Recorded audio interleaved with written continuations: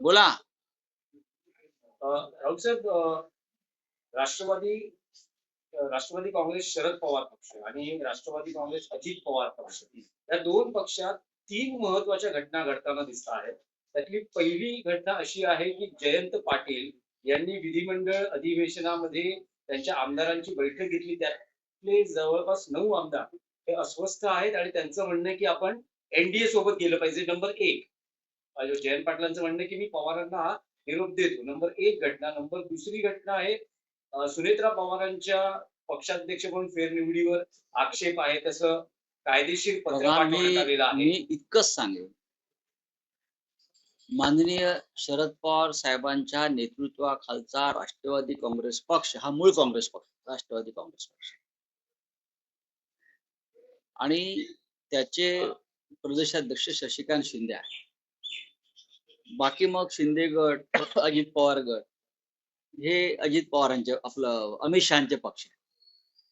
आता त्यांच्या पक्षामधल्या काय कुरबुरी आहेत, कोण कोणाला आव्हान देत आहे, त्याच्यावर शिवसेनेच्या नेत्यानं का बोलावं?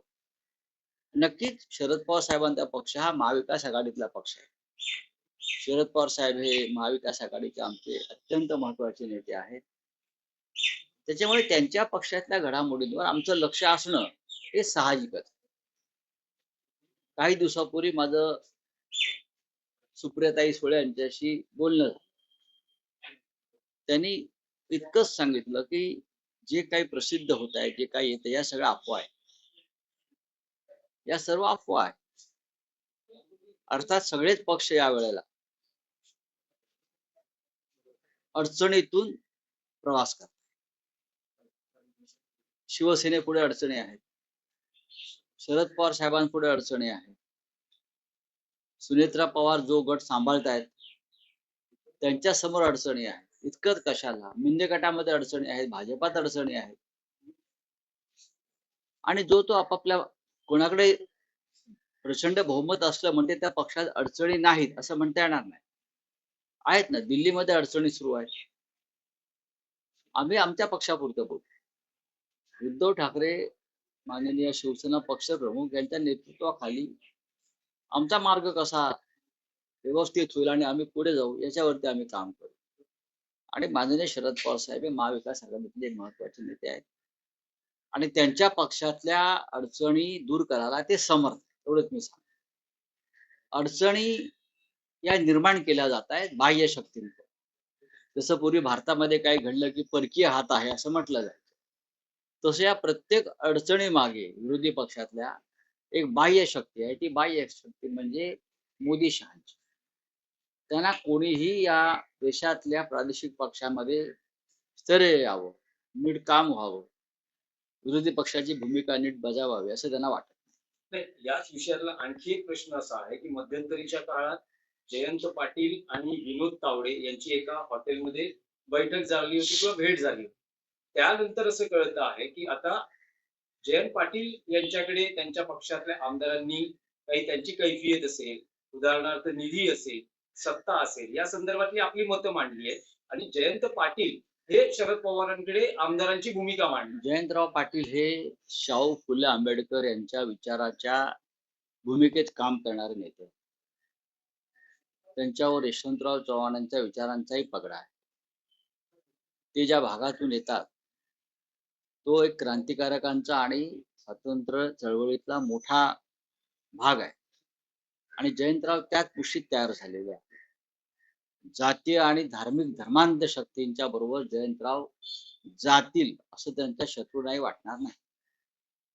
आणि जयंतराव पाटलांकडे जी क्षमता आहे कामाची, ते आता जे कोणी आहेत विधिमंडळात त्यांच्यापेक्षा खूप उच्च क्षमता. त्याच्यामुळे हे कुठल्या एखाद्या गटात वगैरे सामील होऊन ते काही वेगळा विचार करतील.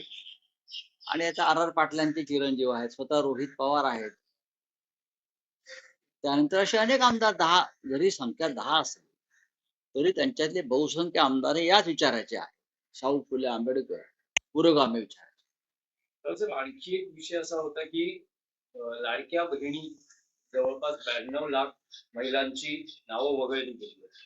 जवळपास आकडा 14,000 कोटीचा सांगितला जातोय, 3,500 कोटींचा सांगितला जातोय.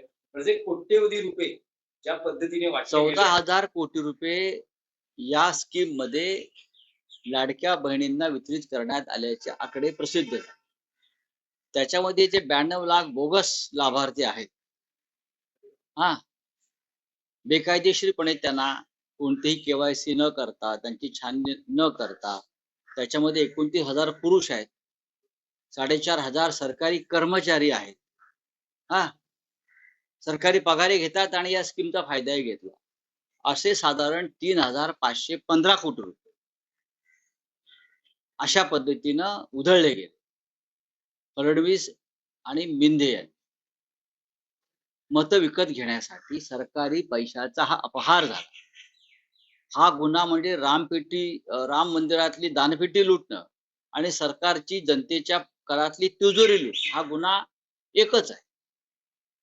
अशा वेळेला 3,515 कोटीची वसुली कशी करणार हा मोठा प्रश्न आहे. तुम्ही एखाद्या बँकेत फ्रॉड झाला तर त्या कर्मचाऱ्याला 5,000 रुपयासाठी अटक करता. एक फ्रॉड झाला म्हणून. विजय मल्ल्या, नीरव मोदी, ललित मोदी, मेहुल चोक्सी हे का पळून गेले? त्यांनी बँकेच्या पैशाचा अपहार केला असं त्यांच्यावर ठपका आहे, म्हणून त्यांच्यावर रेड कॉर्नर नोटीस, ईडी सीबीआयच्या नोटिसेस आहेत, त्यांची संपत्ती जप्त केली. 3,515 कोटी रुपये सरकारी तिजोरीतून बेकायदेशीरपणे मत विकत घेण्यासाठी वापरले, हा तर या शतकातला सगळ्यात मोठा अपहार आहे ना. मग हे पैसे वसूल कसे करणार तुम्ही? तुम्ही आता 92 लाख लोक वगळले म्हणून तुम्हाला इथे गप्प बसता येणार नाही. या 92 लाख लोकांना ज्यांच्या सहीनं पैसे मिळाले, ज्यांच्या आदेशाने मिळालं, ते तेव्हाचं एकनाथ शिंदे कॅबिनेट, या संपूर्ण कॅबिनेटवर सरकारी पैशाचा अपहाराचा गुन्हा दाखल व्हायला पाहिजे आणि संपूर्ण कॅबिनेट, तेव्हाचे मुख्य सचिव, अर्थ सचिव, महिला व बाल कल्याण सचिव ह्यांची व्यक्तिगत संपत्ती जप्त करून ही वसुली पैशांची व्हायला हवी असं आमचं मत आहे. हा पैसा पचवू देता कामा नये. याला परदेशी भाषेमध्ये गुन्हा स्टेट कॅप्चरचा आहे, राज्य विकत घेणं गैरमार्गाने. हा स्टेट कॅप्चरचा गुन्हा आहे. अशा प्रकारचे गुन्हे रशियात झालेले आहेत, अशा प्रकारचे गुन्हे साऊथ आफ्रिकेला झालेले आहेत आणि अशा प्रकारचा गुन्हा इदी अमीन युगांडा, तिथे स्टेट कॅप्चरचे गुन्हे आहेत. राज्य बेकायदेशीर मार्गाने विकत घ्यायचे. तर त्याच्यामुळे ह्याच्यावरती कारवाई होणं गरजेचं आहे. आम्ही स्वतः माझ्याकडून आम्ही सरकारला एक कायदेशीर नोटीस पाठवली सध्या, आणि वेळ पडली तर आम्ही हायकोर्टात जाऊ सध्या आणि पुढेही जाऊ. पण लवकरच आमच्याकडून एक नोटीस, आधी नोटीस पाठवावी लागते ना, खुलासा सरकारकडून घ्यावा लागेल.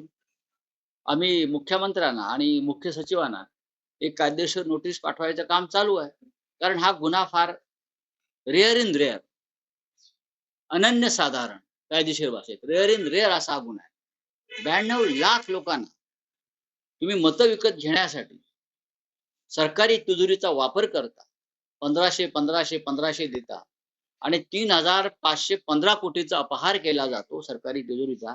तुमच्या बापाचे पैसे आहेत का रे? बापाचे पैसे. शेतकऱ्यांची कर्जमाफी नाही, विद्यार्थ्यांसाठी योजना नाही, आश्रम शाळांचा निधी मिळत नाहीये, अशाने काय दिव्यांगांना अजून त्यांचा भत्ता मिळत नाहीये, दिव्यांगांचे पैसे अडकलेले आहेत. काय करतायत तुम्ही लोक? आणि 3,515 कोटी रुपये मत विकत घ्यायला तुम्ही सरकारी तिजोरी लुटता, ही अत्यंत गंभीर गोष्ट आहे. कोणी गप्प बसलं तरी मी गप्प बसणार नाही. पण राऊत साहेब, राम मंदिर दानपेटी अपहार प्रकरणात जेव्हा शिवसेना उद्धव बाळासाहेब ठाकरे पक्ष उद्धव ठाकरेंच्या नेतृत्वाखाली आंदोलनाची घोषणा करतो आणि दुसरा टप्पा ही जाहीर होतोय, तर असं असताना जर हा महिलांच्या बाबतीत किंवा ही स्कीम लाडकी बहीण यात जर मोठा घोटाळा झाला असेल तर विरोधी पक्ष एकत्रितपणे काही आंदोलनाची घोषणा करणार हा आहे का? विषय आता हळूहळू बाहेर येतो. याच्या आधी याच्यावर चर्चा झालेली आहे. मला आश्चर्य वाटतंय मीडियाचं आणि वृत्तपत्रांचं.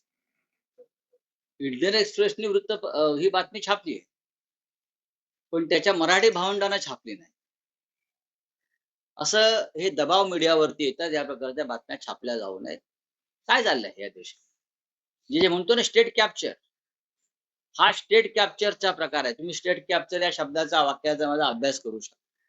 राज्य विकत घेणं गैरमार्ग, राज्य विकत घेण्याचा प्रकार आहे. त्यासाठी मग आधी न्यायालय, संविधानिक संस्था याचा ताबा मिळवायचा.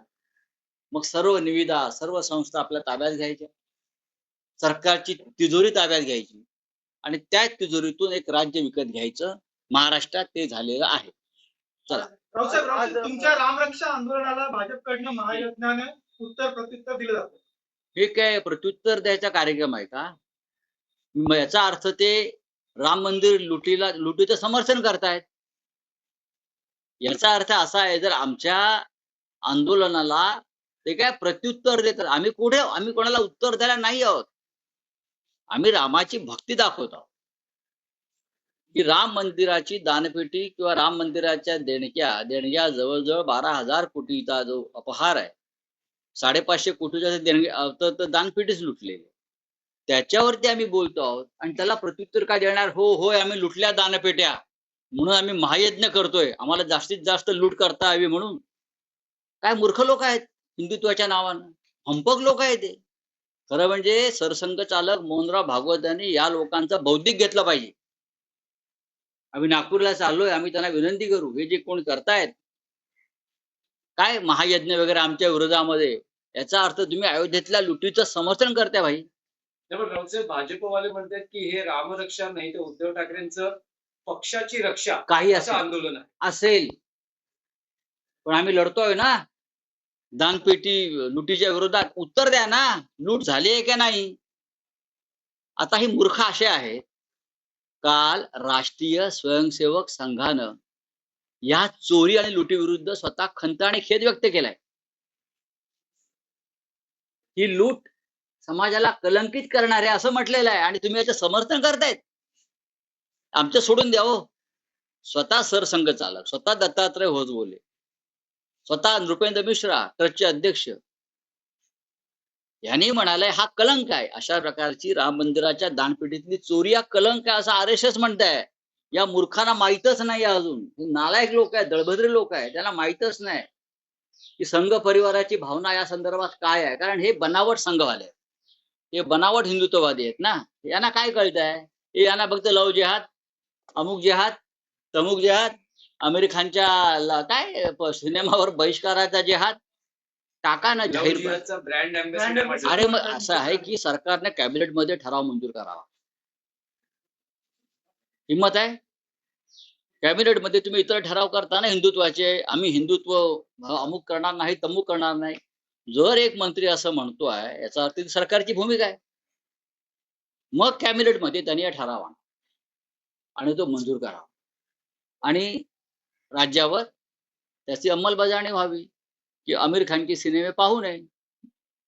चला हिंदी में काय समजा रामरक्षा आंदोलन की ज्या मंदिरात हे आंदोलन घेतलं जाणार आहे किंवा रामरक्षा घेतली जाणार आहे, त्या मंदिराने आपल्याशी काही संपर्क साधून काही भूमिका मांडली आहे का? कारण त्यांचं असं म्हणणं की ते कोणतेही राजकीय आंदोलन आतापर्यंत बरोबर आहे. त्यांचं म्हणणं बरोबर आहे. कोणत्याही मंदिरामध्ये राजकीय आंदोलन होऊ नये, ते धार्मिक क्षेत्र हे आम्हाला पूर्णपणे मान्य आहे. आता आम्ही मुंबईतलं आंदोलन काय मंदिरात घेतलेलं आहे, मंदिराच्या बाहेर केलंय. मंदिर हे राजकारणाची जागा नाही, भाजपने केलंय. पण अयोध्येचं राम मंदिर हा मात्र राजकीय विषय होऊ शकला भाजपच्या दृष्टीने. अयोध्येतलं राम मंदिर निर्मिती, प्राणप्रतिष्ठा सोहळा, जे प्रधानमंत्री मोदी पितांबर नेसून उघडे फिरत होते भस्म लावून वगैरे सगळं, तिथे ते होऊ शकतं. पण इतर ठिकाणी मात्र भाजपची भूमिका वेगळी आहे या लोकांची. पण आम्ही हे मान्य करतो, आचारसंहिता, धार्मिक आचारसंहिता मान्य करतो आम्ही. पण अजून आमच्या नागपूरमध्ये मी आज जाणार आहे, 4 दिवस माझा मुक्काम आहे. आमचे इतर सुद्धा नेते तिकडे येत आहेत. अंबादास दानवे पोहोचतील, आमचे सचिव सूरज चव्हाण सुद्धा येत आहेत. एक 5-25 लोक आम्ही आज जाणारच आहोत. आम्ही अनेक ज्या ठिकाणी आम्ही हे कार्यक्रम करू शकू अशी 5-6 मंदिरं आहेत, त्याच्यात पाहणी करू आणि मग ठरवू. महाराष्ट्राची उपराजधानी आहे, मराठी माणसाची उपराजधानी आहे ना. मग त्याच्यामध्ये मंदिरं आहेत, मंदिरामध्ये शहर नाहीये ना, शहरामध्ये मंदिर. गिरिजा राव जी मुख्यमंत्र्यांची भेट घेणार बोला. आहेत. लाडली बहन योजना में कैग का रिपोर्ट आया है, इस बारे में क्या कहना आपका सर? देखिए, लगभग 1 करोड़ 92 लाख में लगभग 1 करोड़ ऐसे लोग हैं उसमें जो क्वालिफाई नहीं है उस योजना के लिए। ये लाडली बहन योजना है, लेकिन लगभग 30,000 पुरुषों ने उसका लाभ लिया। सरकार को पता नहीं, सरकारी कर्मचारी है उसमें, गवर्नमेंट सर्वेंट है उसमें, हजारों की संख्या में, उनको भी पैसा दिया। ये सबसे बड़ा फ्रॉड है। 3,515 करोड़ का ये फ्रॉड है इस योजना में, और सरकार को उसका भुगतान करना पड़ेगा अपनी जेब से। जो कैबिनेट था उस वक्त जिसने ये डिसीजन लिया था, मुख्यमंत्री